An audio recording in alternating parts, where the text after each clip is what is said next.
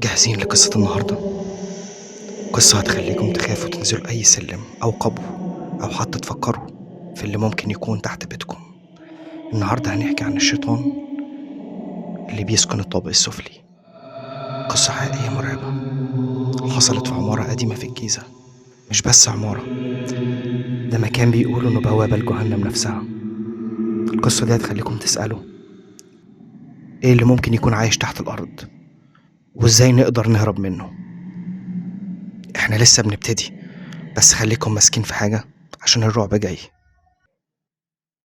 في الجيزة كان في عمارة قديمة من أيام الخمسينات، مكونة من 5 أدوار، بس محدش كان بيحب يسكن فيها عشان سمعتها وحشة. كانوا بيسموها عمارة النسيان، مش عشان الناس بتنساها، لأ، عشان اللي كان بينزل في الطابق السفلي كان بيختفي أو بيرجع مش زي الأول.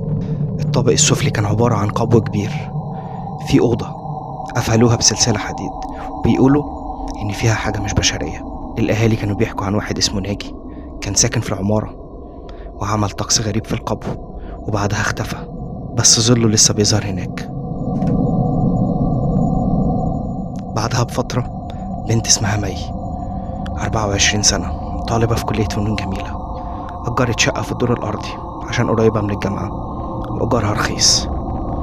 مي كانت فنانة بتحب ترسم لوحات غريبة، وما كانتش بتخاف من حكاية الرعب ولا الخرافات. أول فترة كانت عادية، محصلش حاجة، بس بعد كده في يوم من الأيام وهي قاعدة بترسم سمعت صوت زي وشوشة جاية من تحت الأرض، زي لو حد بيحكي بلغة مش مفهومة. فكرت إنها مواسير، بس الصوت كان بيقرب، زي لو في حاجة بتتحرك تحت البلاط. قامت تبص، لقيت الأرض بتترج زي لو في زلزال. بعد كام يوم مي بدأت تلاحظ حاجات مش طبيعية خالص.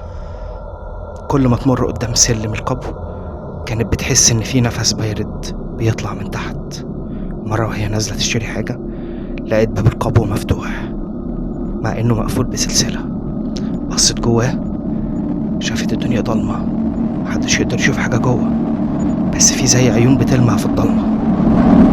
جريت على فوق، ومن ساعتها بدأت تسمع خبط بالليل زي لو حد بيحاول يطلع من القبو. الغريب إن لوحاتها اللي بترسمها بدأت تتغير لوحدها.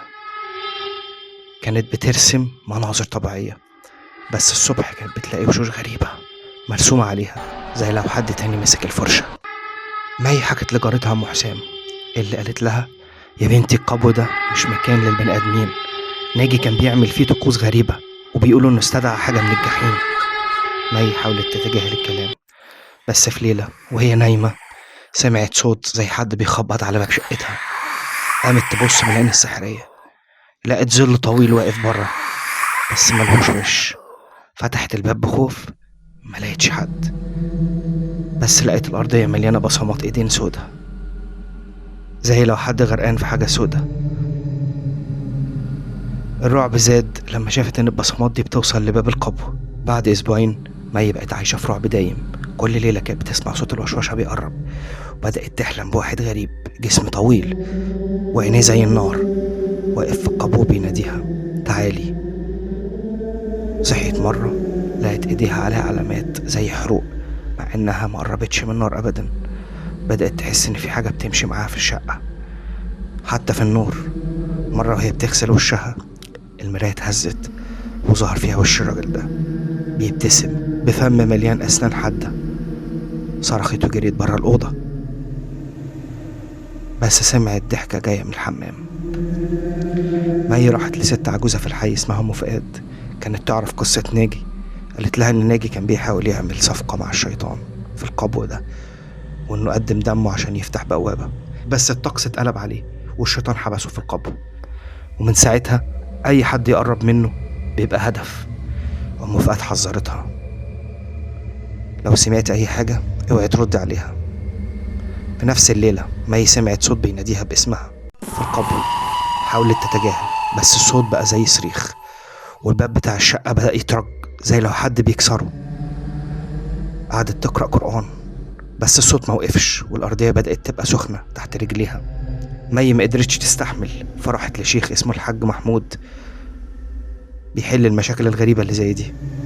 الشيخ لما سمع القصة قال لها القبو ده مش مسكون، ده بوابة مفتوحة على عالم الشياطين. طلب يروح العمارة، ولما وصلوا القبو الشيخ بدأ يقرأ قرآن، بس فجأة الحديد بتاع القبو انفتح لوحده. جواه كان ظلام، متقدرش تشوف حاجة جواه، وريحة الكبريت كانت بتخنق. سمعوا صوت زي سلسلة بتتجرع على الأرض، والشيخ قال في كائن هنا مش عايزنا. أثناء قراءة القرآن الأرض بدأت تتهز، وظهرت طلاسم غريبة على الحيطان زي لو كتبها حد بدم. الشيخ رش مية مقروءة، وسمعوا صريخ زي ما يكون الجحيم نفسه. مي شافت ظل ناجي في الضلمة، بس المرة دي كان شكله مش بشري، زي مخلوق طويل بقرون وعيونه بتنزل دم. الشيخ صرخ ابعدوا، واستمر في القراءة. بس فجأة مي حست ان في ايد بتمسك رجليها من تحت الارض. الشيخ شدها وامر الكل يطلع بره. بعد ساعة الصوت بدأ يهدى، بس الشيخ قال البوابة ضعفت بس لسه مفتوحة. مي سابت الشقة وراحت تعيش مع خالتها في مكان تاني، بس رعب ما سابهاش. كل ليلة كانت بتحلم بناجي واقف في القبو وبيضحك. انت فتحت الباب، مش هسيبك، هتيجي معايا. كل ما تصحى كانت بتلاقي ريحة كبريت في المكان وآثار بصمات سودا على الحيطان. مرة وهي بتبص في المراية شافت عينين بتلمع وراها، وسمعت صوت بيهمس أنا مش هسيبك. فهمتي؟ أنا مش هسيبك.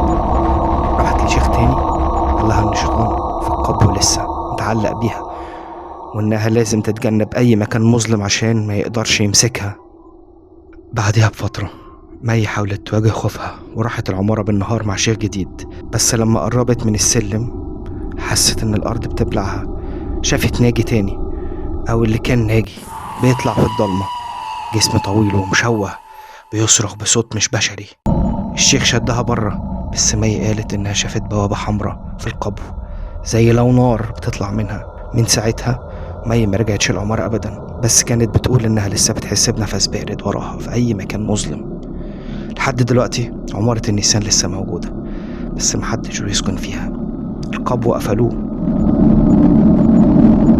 بس الأهالي بيقولوا إن اللي يعدي جنب العمارة بالليل بيسمع صوت سلسلة أو صرخات حادة جاية من تحت. بعدها بفترة طويلة شاب حاول يدخل القبو يصور، بس الكاميرا بتاعته اتكسرت، ورجع يهلوس ويقول إنه شاف عيون نار في الضلمة، بيقول إن الشيطان اللي استدعاه ناجي لسه عايش في القبو، وإن البوابة لسه مفتوحة مستنية حد تاني يغلط ويقرب. تفتكروا القبو ده فعلا بوابة لجهنم؟ ازاي مكان زي القبو ده شكله عادي يبقى فيه كل الرعب ده؟ تفتكروا عمارة النسيان فعلا فيها شيطان، ولا دي مجرد حكايات؟ ولو سمعتوا صوت تحت بيتكم هتنزلوا تشوفوا ولا هتهربوا؟ قولوا لنا رأيكم في التعليقات. ولو عجبتكم القصة متنسوش تعملوا لايك وتشتركوا في القناة عشان قصص مرعبة زي دي كمان. خدوا بالكم، مش كل باب تحت الأرض ينفع يتفتح.